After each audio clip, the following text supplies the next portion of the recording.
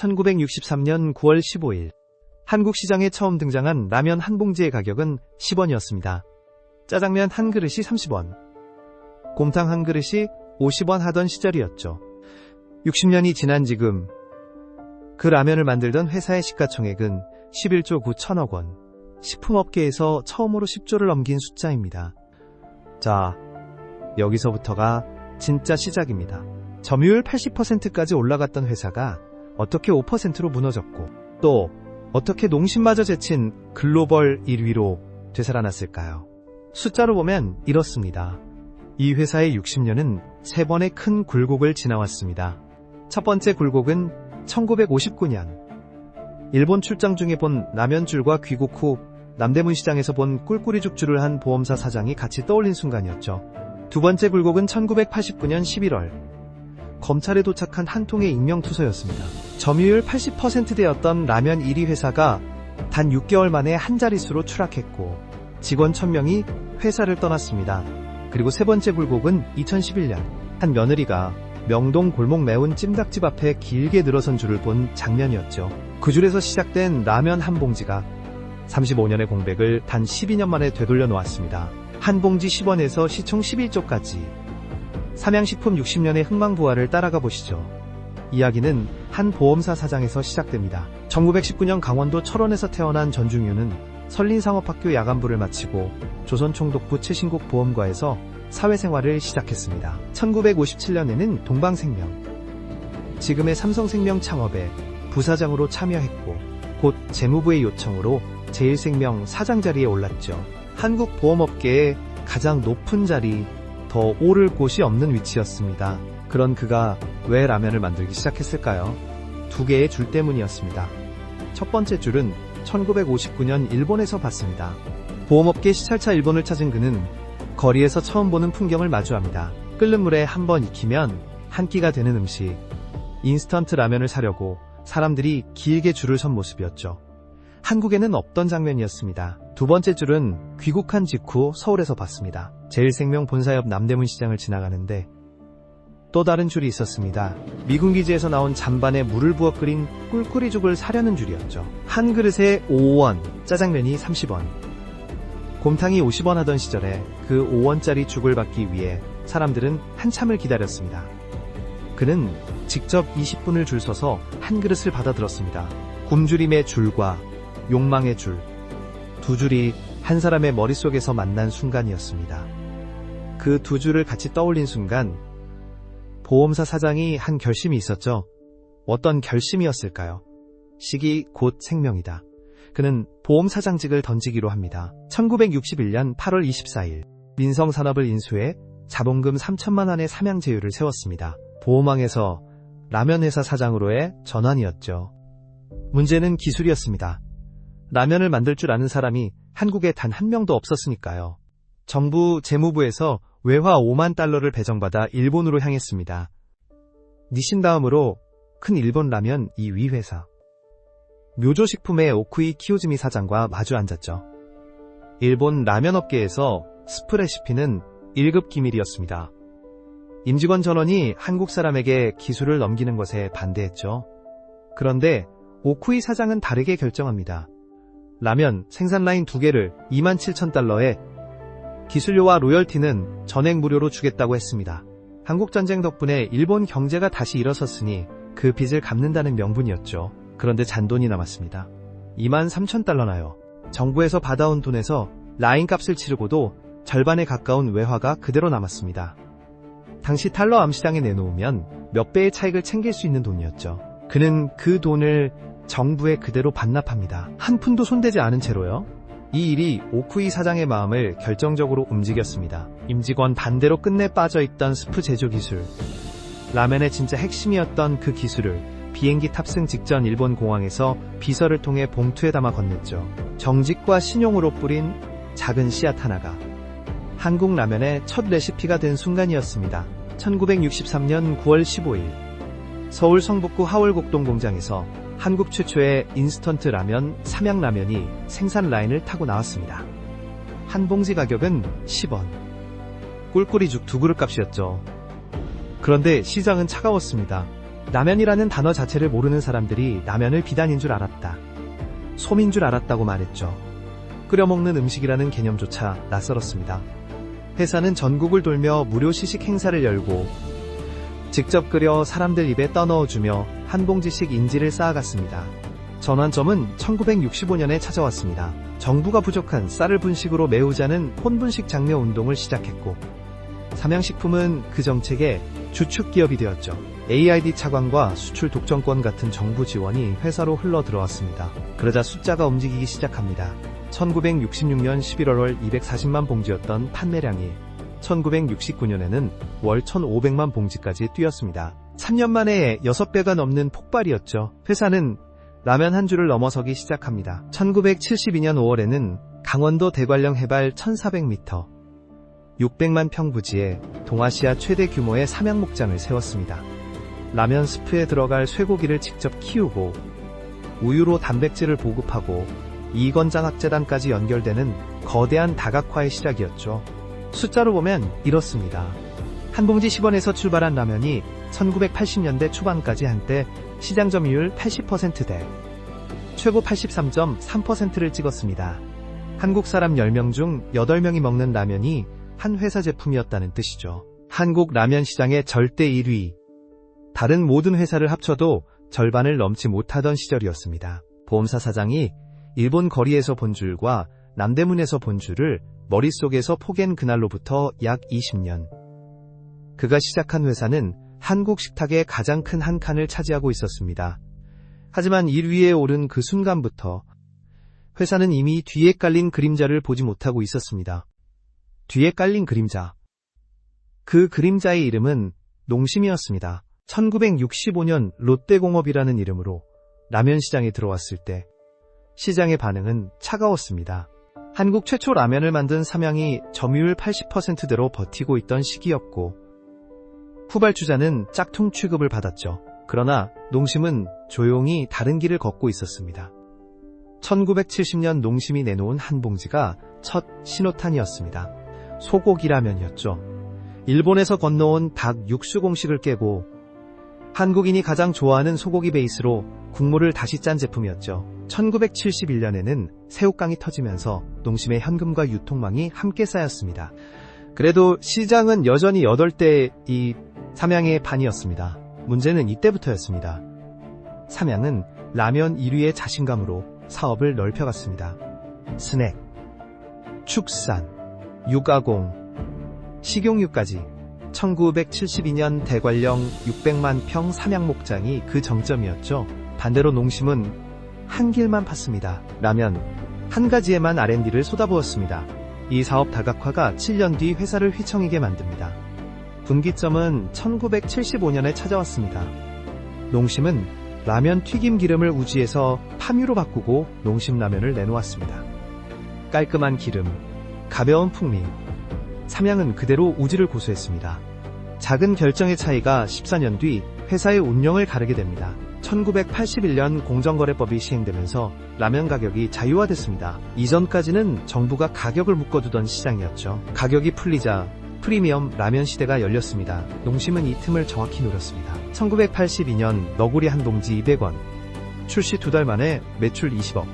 1983년 안성탕면 전용 안성공장 완공. 1984년 짜파게티, 그리고 1986년 신라면. 4년 동안 4번의 홈런이 연달아 터졌습니다. 1985년 시장의 무게중심이 넘어갔습니다. 농심이 안성탕면과 짜파게티를 앞세워 삼양을 밀어내고 1위에 올라선 해입니다. 1988년에는 점유율이 농심 54%, 삼양 26%, 2배 이상의 격차가 벌어졌죠. 농심이라는 그림자는 이제 뒤가 아니라 앞에 서 있었습니다.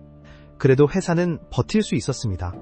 점유율 26%도 여전히 큰 시장이었으니까요. 자, 여기서부터가 진짜 시작입니다. 1989년 11월 검찰청에 종이 한 장이 도착했습니다. 발신인 미상의 익명투서. 내용은 한 줄로 요약됩니다. 삼양식품 등이 공업용 우지로 라면을 만들고 있다. 11월 3일 검찰이 이 한 줄을 그대로 발표했습니다.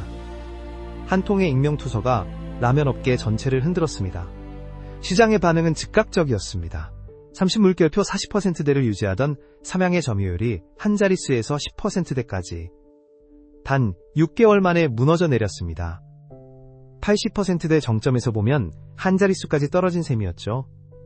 슈퍼마켓 진열대에서 삼양라면이 사라지기 시작했습니다. 어머니들은 끓이던 라면을 그대로 버렸고 도매상은 반품을 쏟아냈습니다. 숫자로 보면 이렇습니다. 임직원 약 1000명이 회사를 떠났습니다. 라면 100만 상자가 폐기됐습니다. 손실은 수천억 원. 회사는 결국 법정 관리에 들어갔습니다. 한국 최초로 라면을 만든 회사가 그 라면 때문에 무너진 순간이었습니다. 그런데 검찰이 압수한 그 우지는 미국 FDA 기준 식용 가능 등급이었습니다. 미국에서는 햄버거 패티에도 도넛, 튀김 기름에도 쓰이던 등급의 쇠기름이었죠. 문제는 한국식품위생법이었습니다. 한국법은 이 기름을 비식용으로 분류하고 있었고 검찰은 그 분류만 본 것이었습니다. 같은 기름을 두고 미국은 식용, 한국은 비식용. 그 한 줄의 분류 차이 위에서 8년의 법정 공방이 시작됐습니다. 1994년 1심에서는 일부 유죄가 나왔습니다. 1995년 2심에서 무죄가 떨어졌습니다. 그리고 1997년 8월 26일 대법원이 무죄를 확정했습니다. 1989년 11월부터 1997년 8월까지 약 8년이었습니다. 만약 그 익명투서가 도착하지 않았다면 삼양은 농심에 추격당하긴 했어도 다시 1위로 돌아올 수 있었을까요? 무죄 판결은 그 가정을 영원히 미궁으로 남겨두었습니다. 8년이라는 시간은 너무 길었기 때문입니다. 그 8년 사이 농심은 안성탕면과 신라면을 시장 표준으로 굳혔습니다. 진열대의 가장 좋은 자리는 이미 농심이 차지했고 소비자의 머릿속에서 한국 라면 1위는 농심의 자리가 되어 있었죠.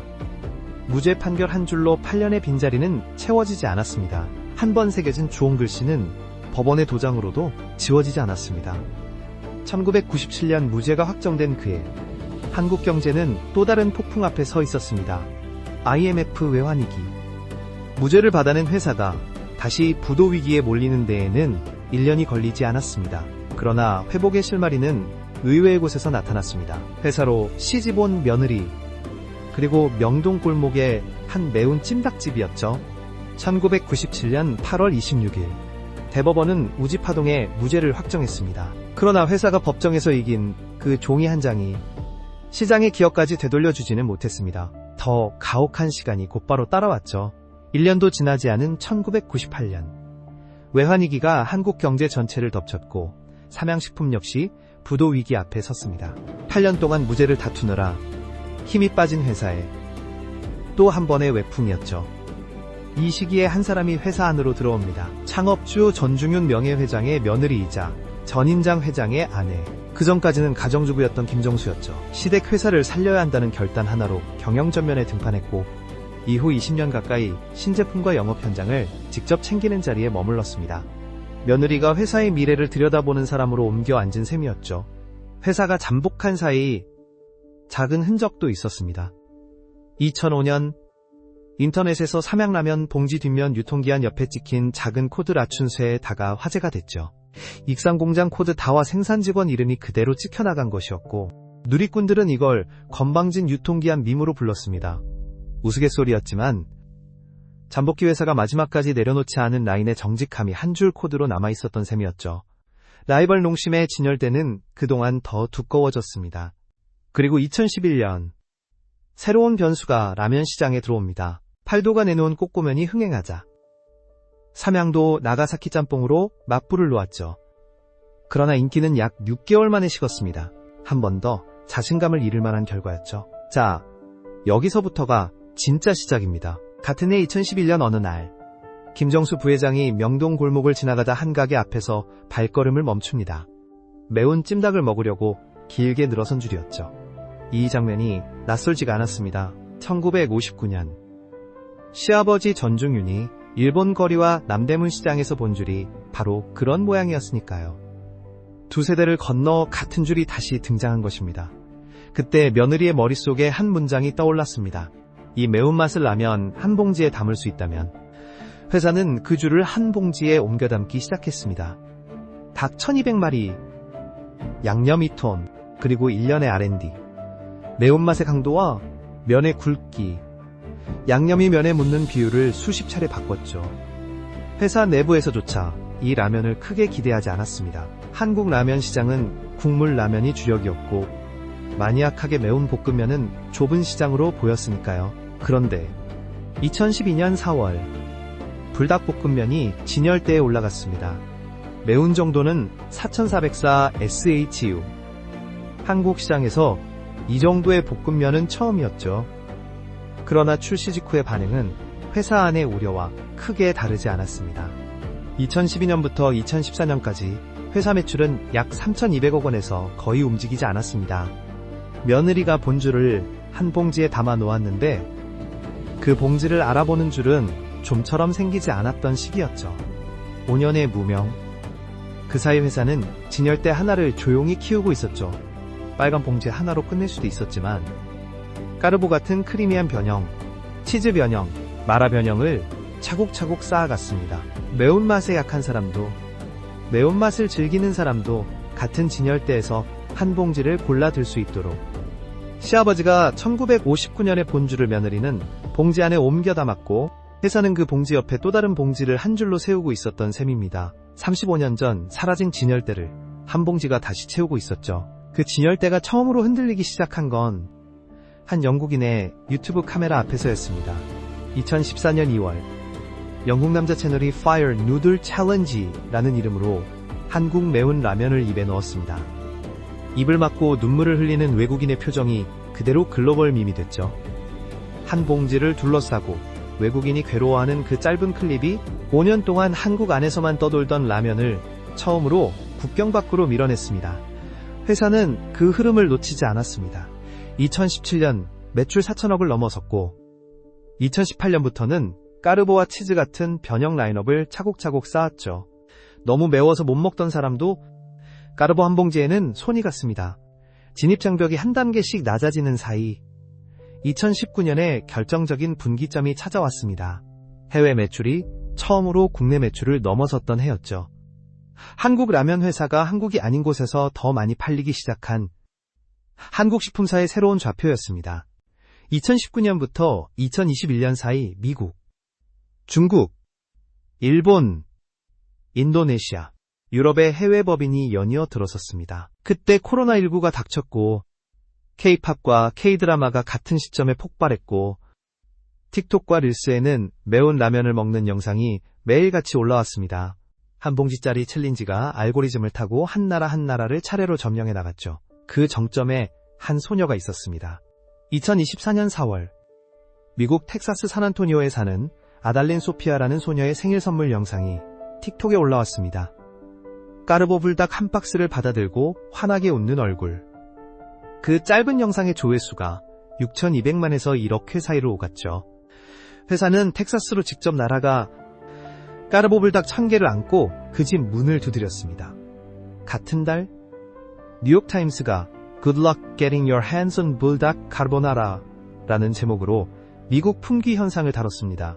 일부 매장 재고가 5에서 8% 수준까지 떨어졌다는 보도였죠. 한국 안에서도 같은 달 식품업계가 술렁이는 일이 일어났습니다. 2024년 5월 10일 삼양식품의 시가총액이 30년 동안 단 한 번도 추월하지 못했던 농심을 처음으로 따라잡은 날이었습니다. 양쪽 모두 2조 4,500억 원. 정확히 어깨를 나란히 한순간이었죠. 그리고 1년이 더 지났습니다. 숫자로 보면 이렇습니다. 2024년 한국 라면 수출액 약 1조 2천억 원 가운데 약 60%인 7천억 원을 삼양한 회사가 책임졌습니다. 영업이익률은 약 20%, 농심의 4에서 6%대의 4배 수준이었죠. 한 봉지를 팔 때 남는 마진의 두께부터 다른 회사가 된 겁니다. 같은 기간 삼양식품의 주가는 411% 올랐습니다. 엔비디아가 같은 기간에 219% 올랐죠. 삼양은 그 2배였습니다. 2025년 6월 29일 삼양식품은 한국 식품업계 사상 최초로 시가총액 10조 원을 넘겼습니다. 그리고 9월 11일 종가 기준 회사의 무게는 11조 9,200억 원까지 올라갔죠. 같은 해 매출은 사상 처음으로 2조를 넘겼고 영업이익은 5천억을 돌파했으며 영업이익률은 약 22%까지 올라갔습니다. 생산 설비도 같은 속도로 따라붙었습니다. 원주와 익산 공장에서 연 12억 개, 밀양 1 공장에서 6억 개, 2025년 5월 완공된 밀양 2 공장에서 8.3억 개, 여기에 2027년 1월 완공 예정인 중국 자신 공장 8.4억 개를 더하면 약 35억 개가 됩니다. 2027년이면 지구 인구의 절반이 같은 시점에 한 끼를 먹을 수 있는 양이죠. 1963년 한 봉지 10원이 시작한 일이었습니다. 그리고 2025년 그 한 봉지가 11조가 되어 돌아왔죠. 1959년 일본 거리에서 한 보험사 사장이 본줄, 1989년 11월 검찰에 도착한 한 통의 익명투서, 2011년 명동골목에서 한 며느리가 멈춰 선 또 다른 줄, 삼양식품의 60년은 결국 3번의 줄과 한 통의 종이로 요약됩니다. 시아버지가 잔돈 23,000달러를 정부에 그대로 반납하던 그 윤리와 며느리가 매운 찜닭집 앞에서 발걸음을 멈췄던 그 관찰이 35년의 공백을 12년 만에 되돌려 놓았죠. 줄을 보고 인생을 바꾼 한 사람의 결단은 60년 뒤 세계가 줄을 서는 회사로 돌아왔습니다. 다음 흥망 이야기에서 다시 뵙겠습니다. 감사합니다. 즐겁게 봐주셨다면 구독과 좋아요 부탁드립니다.